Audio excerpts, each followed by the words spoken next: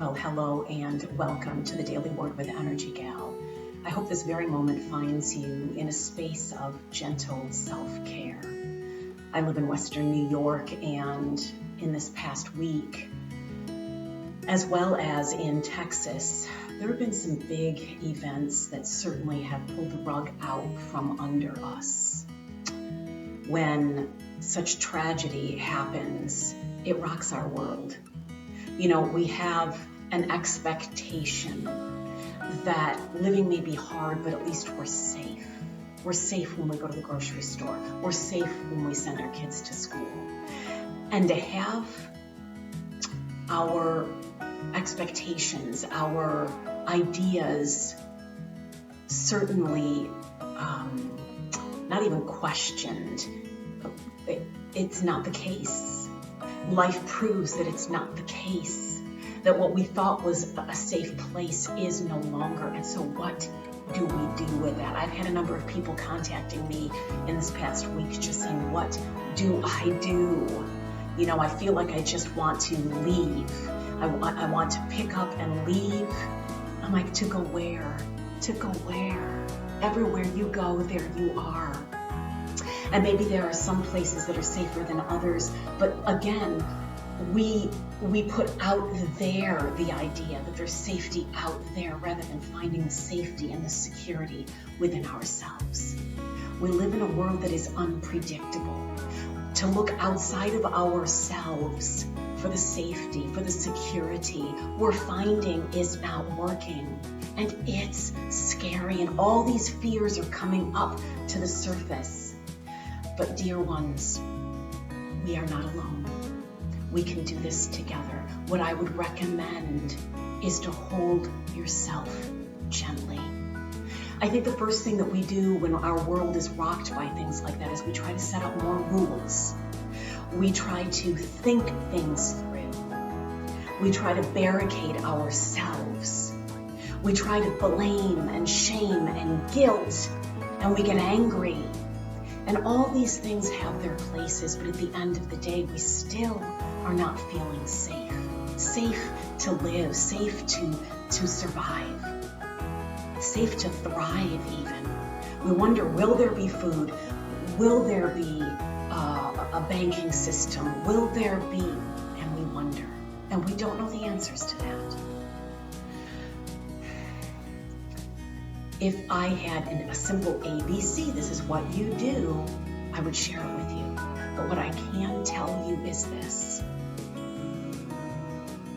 Anything that is not rooted and established and grounded in love is toppling. It's showing itself to be fear, and it's toppling.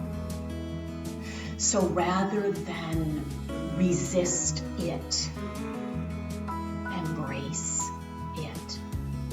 What are you saying? Embrace my fears? Well, resisting them isn't working. I had a client in a few years ago, and she had been betrayed. And she said, 2 years ago I was betrayed, and I'm still in the relationship, but I'm struggling. I cannot get through the betrayal. Every time I look at this person, I see them as a betrayer. And I said, well, usually with something like this, it's multi-layer. We went down, we peeled back the layers, and we found out that there was an original betrayal.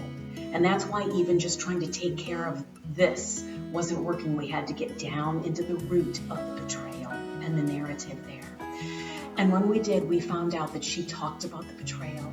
She analyzed the betrayal. She blamed, she shamed, she guilted, she vented. The one thing that she never actually did was allow herself to breathe and feel betrayed. To sit there and allow herself to feel betrayed. The full feeling of it down into her body. And I asked, are you brave to do that? Because I will witness with you.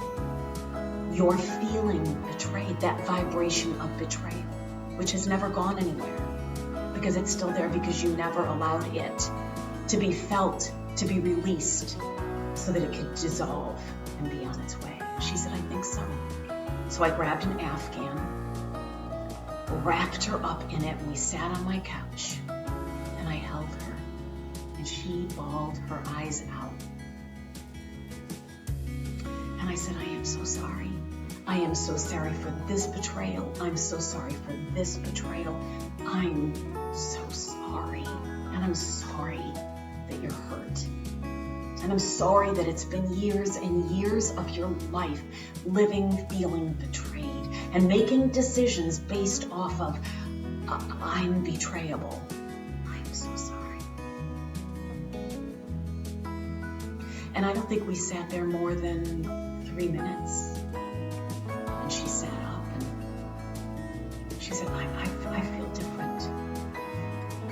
I feel like a weight is off my shoulders. I feel like I can stand up stronger and on more solid ground. I know that sounds crazy, and I'm like, well, it doesn't sound crazy to me.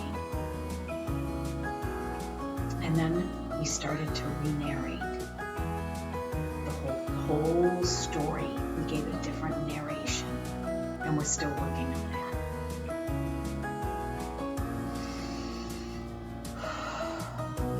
We feel betrayed when our idea of safety is not manifesting. We feel betrayed. And the thing is that we think we have control, but we really don't. People can go and live their lives, and that can bump up against ours and cause major discomfort in our lives. And outside of becoming a hermit, there's really nothing we can do about that. However, we can remain in our power. We can remain sovereign. We can remain with a narrative that says, hold on here a second. I get to choose how I react to this.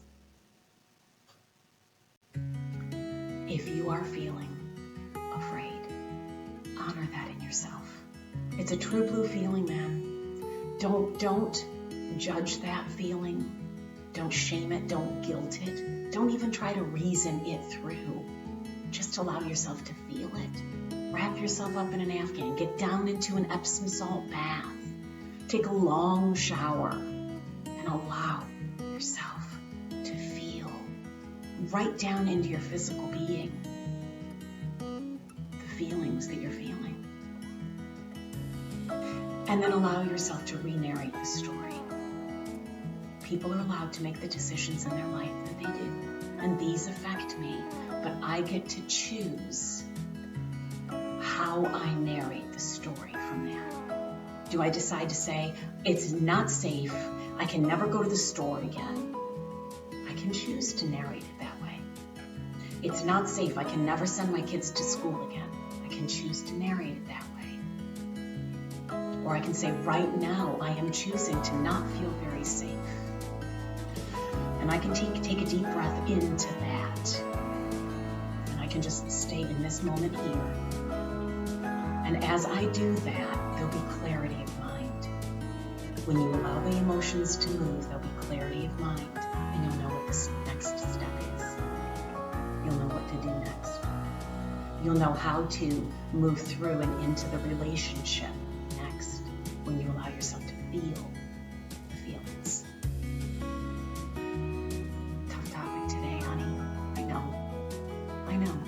As an empath, believe me, I've been up for about a week straight. I haven't slept. This is the world we're living in, but it's a good world still, It's still a good world with beautiful trees growing and flowers blossoming and people acting kindly to each other. It really is still a good world. We're headed in a prosperous, abundant direction. I'm sorry if you're feeling afraid. But if there's anything I can do to help you on your journey, please contact me. And if this content is meaningful to you and is helpful, please like, subscribe, share, comment. Let's be in this journey together.